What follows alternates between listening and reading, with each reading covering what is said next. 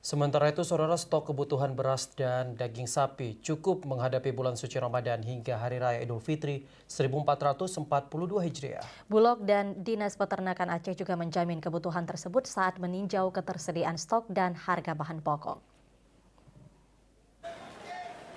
Tidak akan ada gejolak harga kalau hanya karena permintaan, kecuali harga daging di Aceh Barat Daya Abdia, kata Kepala Dinas Peternakan Aceh Ramandi di Pasar Lambaro Aceh Besar menjawab pertanyaan wartawan soal kekhawatiran terjadinya lonjakan harga dan kekurangan stok menyambut puasa sampai Lebaran. Rahmandi mendampingi peninjauan pasar tim pengendalian inflasi daerah TPID Aceh dan Satgas Pangan. Saat ini di Senak Aceh sudah menyiapkan 15.000 ekor sapi dan kerbau. Jika dibandingkan harga daging Abdia Rp190.000 per kilogram seperti tahun kemarin, maka kabupaten kota lainnya di Aceh hanya Rp150.000 per kilogram. Tahun ini sudah kita peringatkan agar Abdia itu lebih mempersiapkan pasar ternaknya. Alhamdulillah, mudah-mudahan.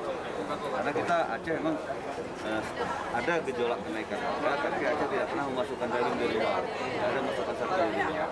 Malah sapi Aceh, sapi dari Biren yang diberangkatkan atau dijual ke Sumatera Barat, terutama sapi-sapi Aceh.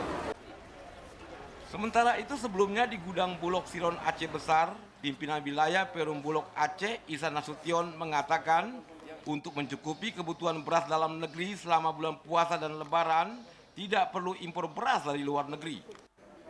Jumlah stok beras di Aceh saat ini sebanyak 10.000 ton lebih cukup untuk beberapa bulan ke depan.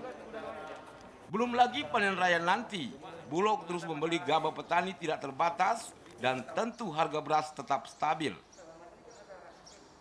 Itu 10.000 itu cukup sampai berapa bulan, Pak?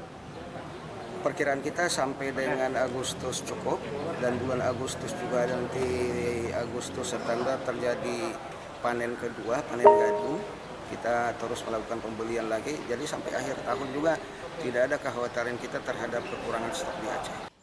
Menyinggung pengadaan beras saat ini, Ihsan Nasution menambahkan sudah lebih dari 4.000 ton atau 35% dari target yang ditentukan 12.600 ton selama tahun 2021. Fajar Yana, TVRI melaporkan.